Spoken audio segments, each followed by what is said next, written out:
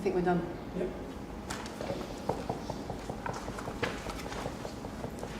Very nice to meet you. Thank you.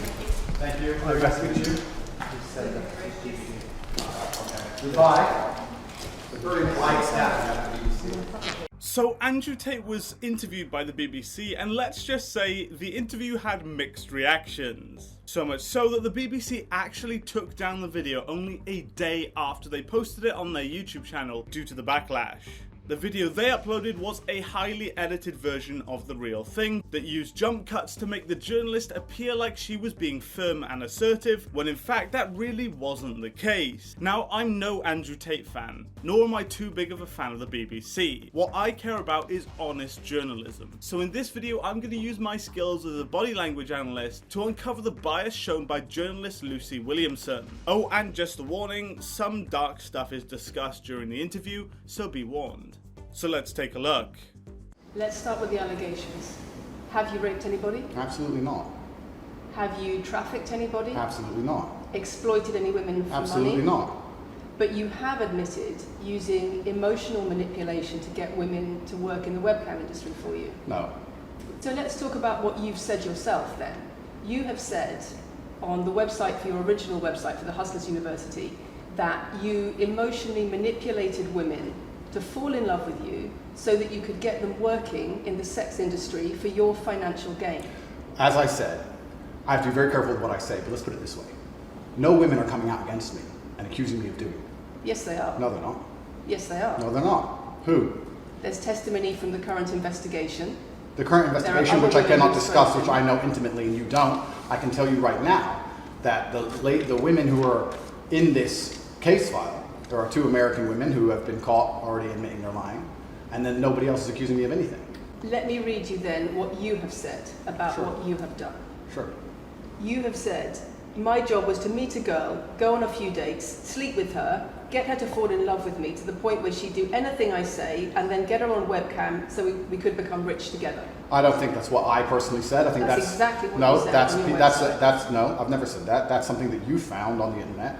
Doesn't mean I've said it. It's actually very interesting that me, one of the most famous people in the world, who's been vilified by the legacy media and places all over the internet, while everyone has attacked me from every single angle, while federal agencies from multiple countries have called over 2,000 women who know me, we stand here with 0 new accusations since my arrest. 0. They called 2,000 people who knew me and could not find a single woman to make a new complaint. The BBC The only complaints they have against me are the initial complaints, which we can prove are lies, and that's where it stands. So we see journalist Lucy Williamson pacify before instantly folding her legs. She then grabs her own arm. This is all indicative of insecurity. We pacify when our defense mechanism gets triggered and adrenaline is released into the bloodstream via the adrenal glands. This causes our heart rate to increase and the muscles to tense up. This causes a tingling sensation in the nerve endings as they are getting compressed by the tension in the muscles. As a result, this causes a strong urge to itch. We see her do this here instantly after Andrew starts standing up for himself. She then folds her legs and grabs her wrist with her other hand. This is likely to be a version of the self-hug.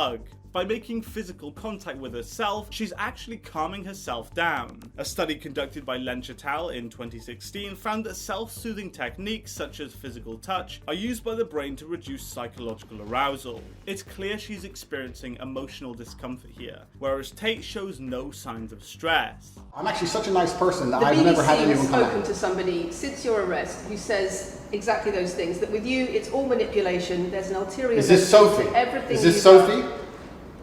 Oh, it's Sophie, the fake name, no face, I was so the intent story on that was wanting invented. to please him and wanting him to be happy that I was just kind of, yeah, okay, do whatever you want. And what is she That's accused? what Has I she did. accused me of a crime? This imaginary Sophie? She's making the point that there is Has she accused me of a crime? emotional or psychological manipulation. I've asked you a question and I've allowed you into my house. I'm asking you a question. Correct, but you're not the boss here because I've allowed you into my house I'm asking you the question. correctly, and I'm telling you. You get to decide the answers. No, we're equal here. I've allowed you into my house. You don't come here with a position of authority. I'm doing you the favor as legacy media, giving you relevance by speaking to you. And I'm telling you now, this Sophie, which the BBC has invented, which there's no face of, nobody knows who she is. The and BBC did not invent Of her. course not. And because you never invent anything. And she's not filed criminal charges against me. What are we talking about here? What is she saying? Talking about emotional manipulation. It's the sex industry for your financial gain. Absolute garbage. She has not filed criminal. This person, if they exist, has not filed criminal charges against me. I welcome anybody who believes I've harmed them, male or female, any point in the past, to file criminal charges against me, and I will fight them. I know who I am, and I know what I've done, and I know the truth, and I know that I'll be found innocent of this attack. So there's other places in that same website where you say you get girls to fall in love with you, and they do it because they love you, because they want to do what you say. Convincing women to take part in some kind of business arrangement doesn't work long term because they're emotional. You've got to get them to fall in love with you. That's coercion, that's emotional manipulation, that's abuse. What you've found are clips from the internet, some text from the internet, and you're going to sit here and tell me that that's the reason I should be your website, your words. It's not my website. It's the website you've taken down, and I wonder why those comments have been taken down. No website's been taken down. My website is the same. It's been the same for a very long time. The comments on this website, on the original website, have been taken down, and I wonder why. You are accusing me, I'm guessing, what you're trying to say is you're accusing me, and you're trying to say that I'm guilty of the things I'm accused of, and that I'm emotionally manipulating people. I'm saying that you have said you emotionally manipulated people here for your own financial gain. No, absolutely not. And I'm asking you about that. Absolutely not is the answer. As I've said before, the only other person who's been found, despite absolute rigorous, destructive levels of investigation and prodding into my life, is this imaginary Sophie by the BBC who doesn't exist. It's not just... Thousands of women have come out in my defense. Thousands of women have come out in my defense, and you've not mentioned that. Thousands of women come out in my defense. Because the problem is when women accuse you of serious crimes. Okay, and emotional manipulation. but let's agree that That's thousands the of women... problem. let's agree that it's thousands... not the problem that some people say you haven't done it. It's a problem that some people say you have. Thousands of women come out in my defense, and as we stand right now, we have an open criminal investigation. The people who are involved in the criminal investigation are saying that we're not victims of anything. Andrew's fine, he's never hurt us. You're saying, no, I have the opposite to that. I have to counter that. I have someone called Sophie with no face, a fake name, who we've invented, and she's not accusing you of anything.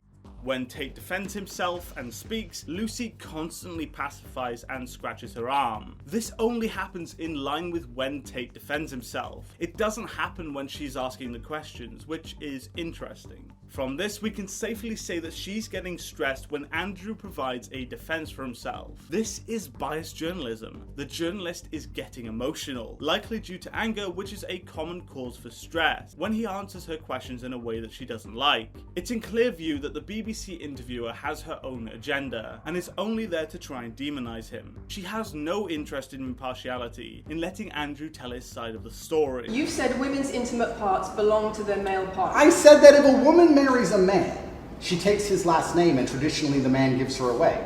I've been pushing traditional religious beliefs, because I'm a religious man, and traditional beliefs in regards to marriage, which everybody accepted 10 to 15 years ago. So that's not a crazy conspiracy theory. If you're going to sit here and say that me believing a woman should take a man's last name in marriage makes me the most dangerous man in the world, then you're just going to lose even more credibility than the BBC's already lost in the last 4 to 5 years. If that's your point, if that's your narrative you want to push, say that good men luck. should be able to sleep with a lot of women outside marriage. That doesn't sound very religious or very conservative. That's not what I said they should be able to. I said a lot of high-value men, a lot of rich men do it. And then we discussed at length on podcasts why rich men do it. And we also discussed why women decide to be unfaithful. It's not a gendered argument. We discussed unfaithfulness as a whole. What are the reasons and motivations for men, and what are the reasons and motivations for women? Let me ask you another question. Sure. You have said that a woman's intimate parts belong to her male partner, and if she goes on OnlyFans, he is entitled to a cut of her income. You are extremely, it's very confusing to me why you're going to sit here, take long format podcasts I've done, which are 3 or 4 hours long, in context where I've sat with OnlyFans girls, 10 or 15 OnlyFans girls, where we've been joking back and forth, ignore every comment and satirical comment and sarcastic comment that the females have made, and then come along and say, you said this, and you're the most evil man in the world. I don't know if you understand what sarcasm is. Did you say it? I don't know if you understand what sarcasm is. I don't know if you understand what context is. I don't know if you understand what satirical comments are. So you're saying it was sarcastic? I'm saying it was a very interesting talk show. The woman was saying, my man's car belongs to me because he's my man. And she was on OnlyFans. And then 20 minutes later, when she said she was on OnlyFans, I said, well, you're selling your body, that belongs to him because he's your man. And she laughed. She laughed and she said, yeah, that's probably true. If you watch the show, it will make sense. Do you believe that a woman's intimate parts belong to her male partner? Of course not. I've just answered the question. You just answered that. We've done that 3 times. And does this woman believe that her man's car belongs to her? It's not a gendered argument. The This is reason we're garbage. asking you about these comments is because we've got the chief executive of Rape Crisis naming you individually as spreading a dangerous ideology of misogynistic rape culture. Absolute. It's the comments you make that are leading people to say things like Absolute this. garbage. National organisations who are saying that, are blaming you for increasing levels of misogyny. Schools that are saying they are having increased incidents of girls being attacked, of female teachers being harassed. If that was By true, pupils, if that, because of you and your teaching well, and your influence. that's absolute garbage. I have never, ever encouraged a student to attack a teacher, male or female, ever. It's disingenuous, You and sell also, an image of financial it's- success correct. with a Bugatti and a cigar, but it comes with a side order of misogyny. How does having a Bugatti and a cigar come with misogyny? Because it's all mixed together in what you teach. You teach that a woman, if a woman comes home and accuses you of cheating, you should hit her with a machete, shove her off. Is that what I teach? That's what you say. No, if you actually watch the clip, you've got it will the be about the reaction. woman attacking me with a machete. As usual, you've not watched the video, taken it out of context, flipped it, and attempted to attack me with a small... This isn't an interview, it's an interrogation. They are throwing accusation after accusation at Tate, giving him no real chance to defend himself, and giving him a hostile reaction when he tries to defend himself. She repeats questions that Tate has already answered, as if she's trying to coax a confession out of him. This is just all-round bad journalism, and it's no wonder why the BBC tried to cover it up. I don't like Tate, but I do like good journalism. When she repeats the question that he has clearly just answered, she tenses her mouth and does a distancing behavior. She knows that she's intentionally doing this. This is why her defense mechanism gets triggered when she gets called out on it. A distancing behavior happens when someone is afraid or uncomfortable. She knows what she's trying to do here. The National Police Chiefs League for Violence Against Women, the NSPCC, Rape Crisis, Safer Schools, they are all naming you as being behind an epidemic of misogyny, even amongst primary school children. The idea that I made primary school children misogynistic because I own a nice car. Is that your argument? It's the misogyny that comes along with it. Oh, owning a nice car is misogynist. No, it's the Got it. misogyny that comes along with it. How does misogyny come along with owning a nice car? You have an image of financial success, but it comes along with attitudes towards women that are really problematic. My attitudes towards women is that women should be protected and provided for, and I've said that at length. In fact, I've said that over 50 times online, you never mention it. I say that my girlfriend doesn't have to work unless she wants to, I take care of her, I die to protect a woman. I've talked about how I've stood up and faced a knife to protect a woman. And in return, you want authority over her in the way you have over a child or a dog. Absolutely not. If you want to go down this argument, we'll go down this nuanced argument. I said that if I have responsibility for her safety, I should have a degree of authority over her safety. Meaning, and let me explain my point. If I'm the one who has to fight and die to protect her, I'm the one who decides how we walk home. I'm the one who decides the route we take. Because it's unfair for her to say, I want to walk through the most dangerous neighborhood in the world, but you have to face the knives. That's what I've said. And then you're going to sit here and pretend that I'm trying to treat women like dogs, which is garbage. Every single man in the world who loves this woman understands that he has to protect her. And every single woman in the world likes the idea of a man who would protect her. If you were to say to most women home right now, do you want your husband to protect you in a violent attack? They'd say, yeah, of course. When you compare women and the authority over women that you believe you should have to having authority over a child or a dog, it's not the same, because a woman is a free, legal adult. Correct. You're equal. Free, legal adult, my equal. But if I had a girlfriend and we were walking home late at night and I said, let's not walk down that area, it's a bad area, I have to protect you if anything happens, I want to take the long way. And she said, no, I have to walk this way, even though it's the most dangerous route, I must. Then what? And then I would say, you're welcome to, you could do it, you're a free and legal equal, but I'm not going to walk with you and protect you. I think that I should be able to decide the route, because I have an obligation. And my obligation as a man is to protect and provide for females. I am asking you about things that you have said that have caused major national organisations, including the police, to worry about you by name. That's what I'm asking you about. It's not what I say. It's not about whether you protect your partner or not. It's about what you have said that has caused such concern in the UK. And I want to put it to you that you don't really care about the harm it causes. That's not true. Because that's not true. Making controversial statements like this online has made you a lot of money. Okay, so first thing, I genuinely am a force for good in the world. You may not understand that yet, but you will eventually.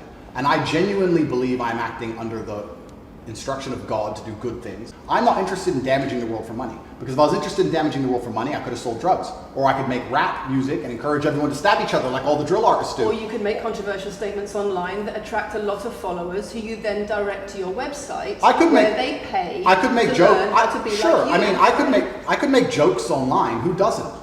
I mean, I could make a joke Are you online. saying that all the controversial things you've said are jokes? No, I'm saying that these organizations and the BBC who are going to sit here and pretend that I am the face of damaging the youth is absolutely garbage. It's completely disingenuous. It makes you And the money. reason, I'm sorry, we have agreed to do an interview where you are going to ask questions that are going to give us the opportunity to clarify something. These are very loaded questions, and this is not what we discussed, and this is not the conversation that we agreed to. We were very clear that the questions You're sitting there and just accusing. We're not here to face new allegations. This has all been discussed. Answers have been provided. So if we could please move on from this side of the interview, I would appreciate it. There is no doubt that Andrew Tate has deliberately made offensive jokes and said ridiculous things to gain traction online. Every celebrity does this. Just look at the whole Jeremy Clarkson Meghan Markle fiasco, and the big media companies fall for it every time. Which I think is part of the reason why the BBC removed this video. They realised that many people, maybe even the majority, support Tate, and the video was gaining a huge traction of support that was in a way making Tate money. Tate's body language appears really controlled during the entirety of this interview. He maintains his hand positioning, which was taught to him by his father, which is a consciously controlled behaviour, so it doesn't really give us an insight into what he's feeling. He gestures freely and openly, showing that he's experiencing little to no stress whatsoever.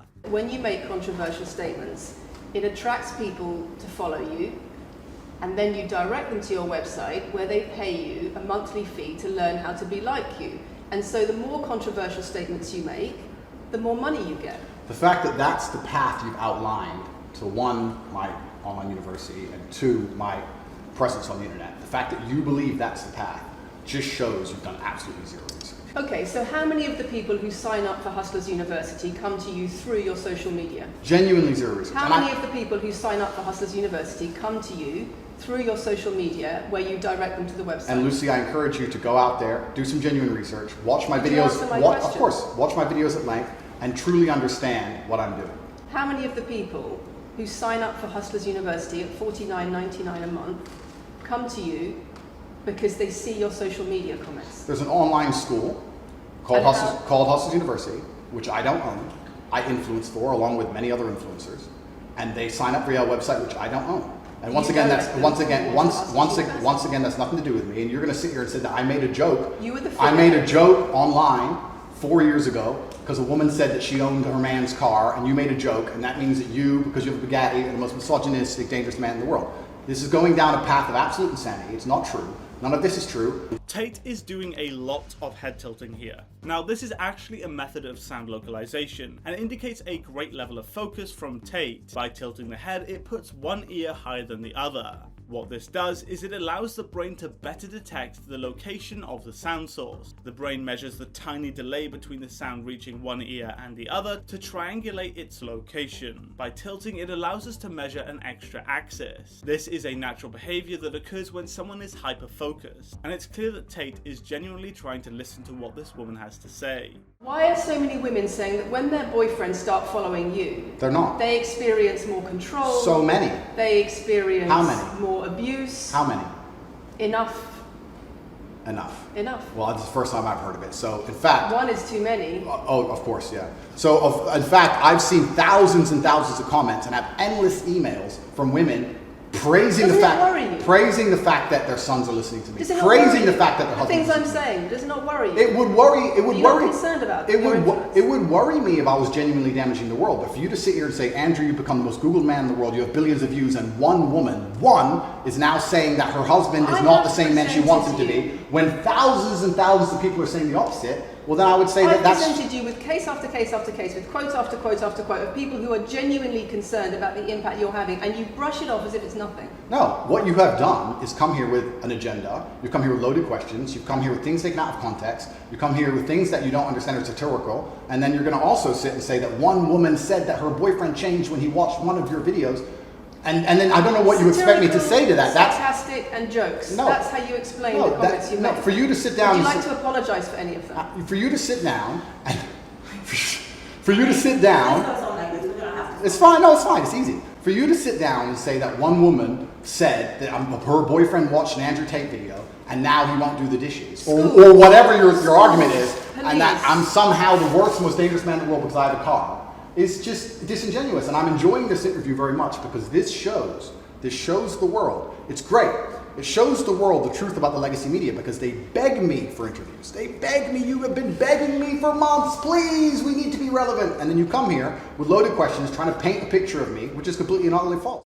When Tate asked the journalist to specifically state how many women claim their boyfriends have become more controlling, the lady immediately does a distancing behaviour. She looks away, which is the brain's way of protecting itself from a source of stress. Now, in terms of survival, looking away has a massive disadvantage, as you're not focusing on the immediate threat. However, evolutionary psychologists would argue that we evolved to do this behaviour not to protect us, but to signify to others that we are uncomfortable or are experiencing stress. We are social animals, and knowing what other people are feeling helps maintain that cohesion that is essential to our civilization. She looks away to signify her discomfort, showing that she feels uncomfortable, as she has no idea how many women claim this. She again has no hard data to refer to. Again, it's just terrible journalism. Surely you would provide some statistics for your claims. Since you came out of custody, there seems to have been a lot about your charity work. Correct. On your social media. I've always done the charity work, but now I'm promoting it. There seems to be a real shift. Yeah. I wonder what's behind that.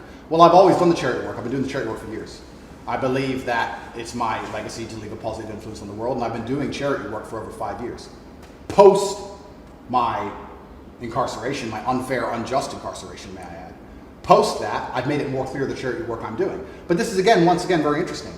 I spend $25 million a year feeding children. Men, male children, and female children. In Turkey, in Syria, in Iran, and Iraq. I literally spend $25 million a year feeding children. And I'm still the worst man in the world because 4 years ago I made a sarcastic comment? Because some people would look at that and say, okay, so before you got money from attracting people to your website by making controversial comments, but that might have got you into trouble. And so now you're looking for a new market.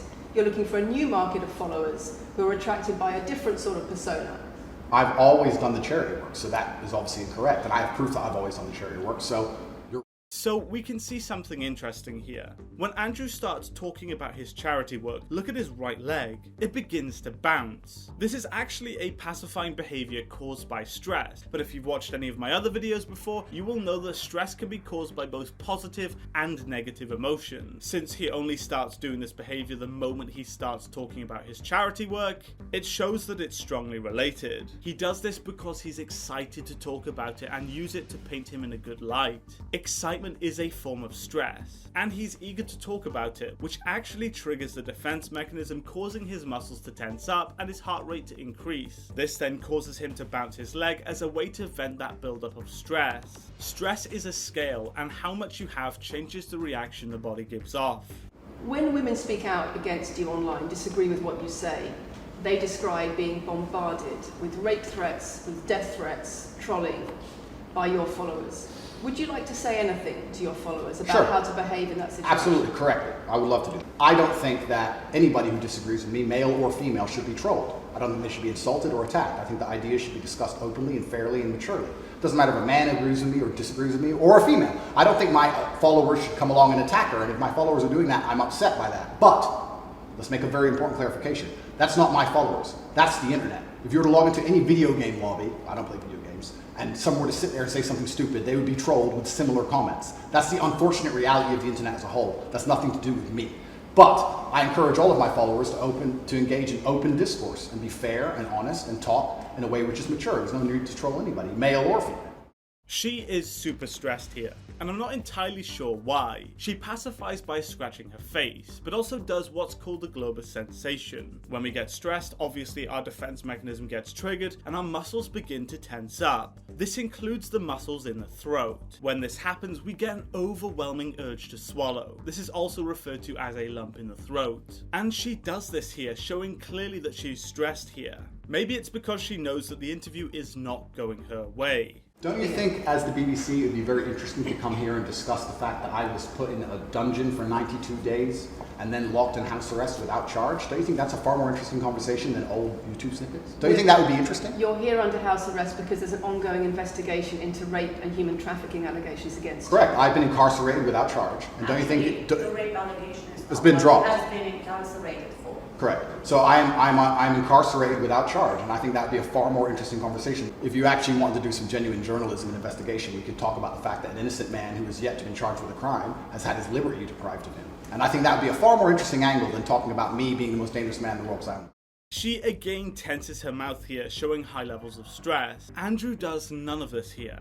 He's energetic and expresses freely with his hands, showing high levels of confidence. She, on the other hand, shows all the telltale signs of stress. If she had better prepared for the interview and had statistics to hand to quantify her claims, then she wouldn't be in this situation.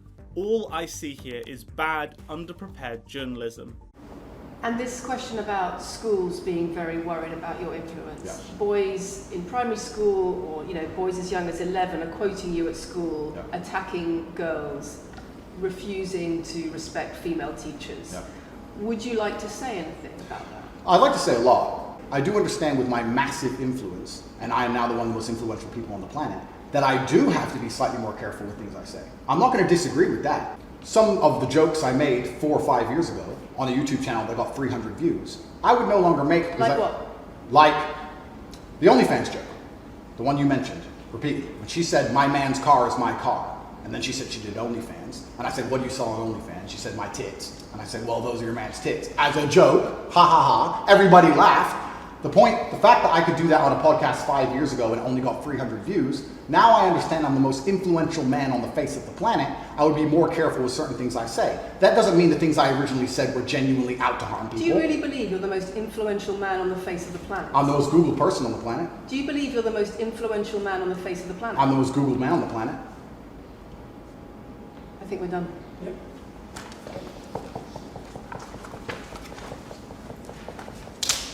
Thanks, Lucy. It was enjoyable. Nice to meet you.